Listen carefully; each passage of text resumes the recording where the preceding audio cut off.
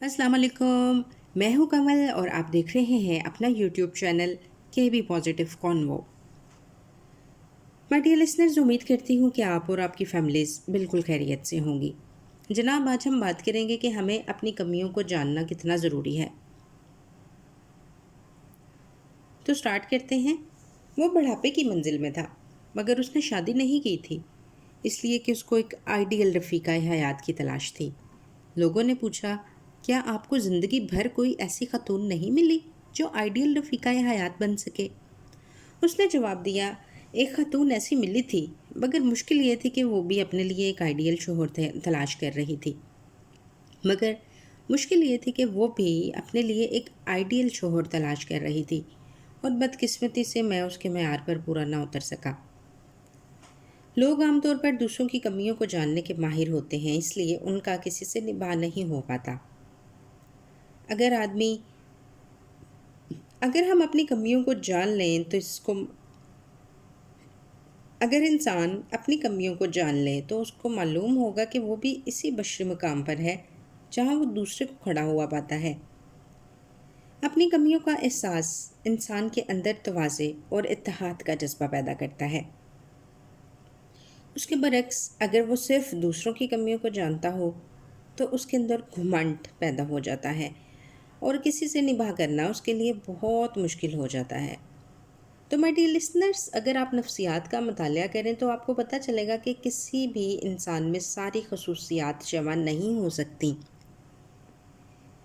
किसी भी किसी में कोई खसूसियत होती है और किसी में कोई खसूसियत।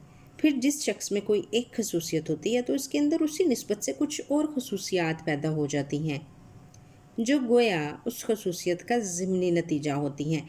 मसलन, एक शख्स अगर बहादुर है तो उसी निस्बत से उसके अंदर शिद्दत होगी, और एक शख्स अगर शरीफ है तो उसी निस्बत से उसके अंदर नरमी होगी।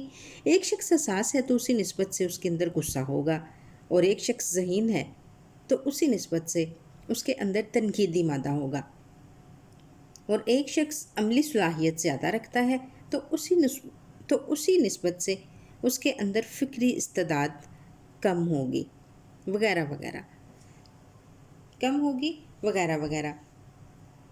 ऐसी हालत में काबिल अमल बात सिर्फ़ ये एक है ऐसी हालत में काबिल अमल बात सिर्फ़ एक है कि हम जिस शख्स के रोशन पहलू से फ़ायदा उठाना चाहते हों, उसके तारीक पहलू को नज़रअंदाज करना पड़ेगा।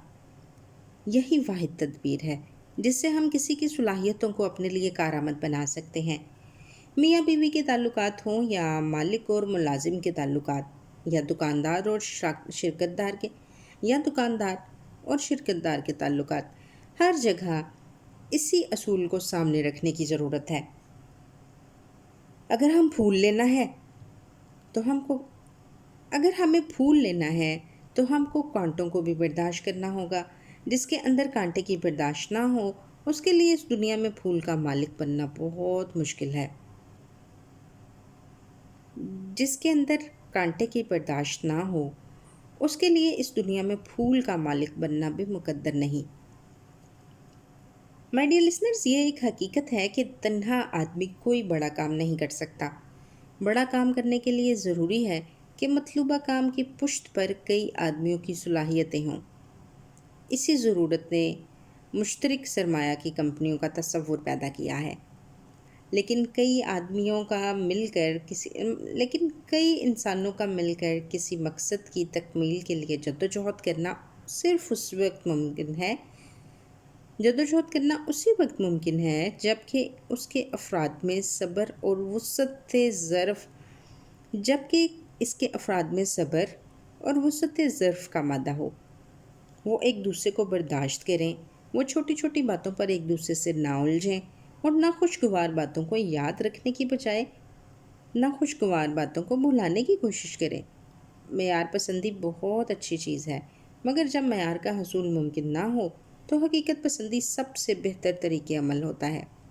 सोचिएगा ज़रूर, अपने कमेंट्स का इजहार कीजिएगा। अपना बहुत सा ख्याल रखिएगा। अल्लाह हाफिज़।